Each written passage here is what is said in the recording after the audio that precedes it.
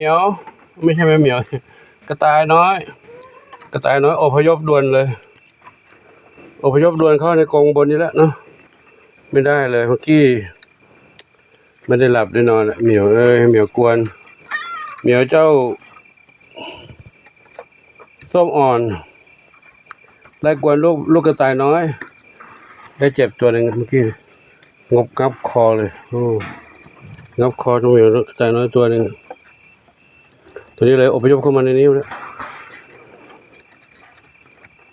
1 2 3 4 5 6 7 8ครบนะเดี๋ยวอยู่ในกรงนี้ดีกว่าไม่งั้นไม่ปลอดภัยแล้วเหมียวขย้ำคอกระต่ายน้อยเลยเลยไม่รู้ว่าอันไหนลูกของเมียไหนเลยเอามาอยู่ด้วยกันทั้งหมดเลยทั้งแม่ทั้งลูกอยู่ในกรงนี้เลยนะไม่รู้ว่าของใครลูกของใครกลัวจะสับลูกกันเลยให้เขาอยู่ด้วยกันก็ไม่เป็นไรหรอกเพราะเขาทุกวันเขาก็อยู่ด้วยกันอยู่แล้วนะถ้าไม่ทำวิธีนี้ไม่ได้แล้วเหมียวนี่ตรงนี้จ้องอยู่นี่เนี่ยส้มอ่อนจ้องอยู่นี่ขณะอยู่ในนี้ยังจ้องมองอยู่เมื่อกี้อยู่ตรงนี้เขาก็โดนเข้าไปนั่นไปงับออกมาตัวหนึ่งได้เจ็บเลยเนาะนี่ก็ช่วยมาไว้ในนี้ก่อนนะไม่รู้จะยังไงต่อไปอันนี้แต่จะต้องทำกรงปิดทั้ง4 ด้าน 6 ด้านแล้วงั้นเหมียวเข้าไปงับเล่นหมดเลยถ้าตัวใหญ่ๆไม่เป็นไรตัวใหญ่เขาโตแล้วเขาเหมียวไม่เล่นเหมียวไม่ควรตัวเล็กๆนี่เขาคิดว่าเป็นลูกหนูจับงับมาเล่นเลยนะเขานี่เจ้านี่ห้ามแล้วก็ไม่ฟังจ้องอยู่ยังจ้องอยู่เดี๋ยวต้องคอยสังเกตดูว่าลูกไหนแม่ของไหนนี่ชุดใหญ่นะชุดใหญ่แม่หลายๆนี่หรือเปล่าจะได้แยกกรงกันเพราะกรงนี้จะแคบไปแยกอยู่2 กรงนี่คนละครอบครัวแต่ยังแยกไม่ออกไม่รู้ว่าลูกใครเป็นลูกใครนะได้ให้อยู่กันไปก่อนเหมียวยุ่งจังเลยเหมียวเนี่ยอยู่ในนี้ก่อนลูกเด้ออยู่นี่ปลอดภัยลูกนะอยู่ได้อยู่เนาะกรงกว้างอยู่นะลูกเนาะถ้าได้8รวมแม่ได้เป็น10ตายแม่ตัวใหญ่ก็2 เหมียวแค่นั้นนะ2 แม่นะลูกเล็กๆอยู่ได้อยู่เนาะอยู่นี่ไปก่อนลูกเด้อ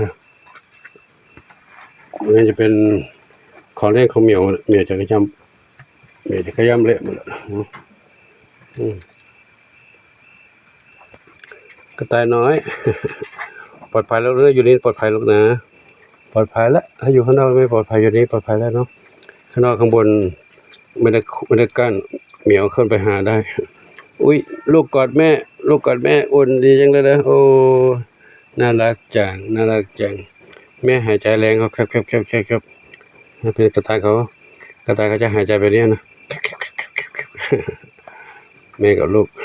ไม่รู้ลูกใครอยู่ด้วยกันนี่นะอันนี้นอนกอดกันนี่เลยกอดกันนี่เลยนะหลวงปู่ก็ขอนำภาพนี้ให้กับทุกท่านได้รับชมไว้แค่นี้ก่อนนะน้องวิเหมียวก็เนี่ยเจ้านี่มันกวนอยู่นี่เลยถ้ากวนจะโดนขังนะอะไรห้ามกวนห้ามบุกทำลายบ้านกระต่ายถอยเร็วถอยเร็วไม่งั้นจะโดนจับขังนี่โดนจับขังแล้วห้ามกวนเขามานี่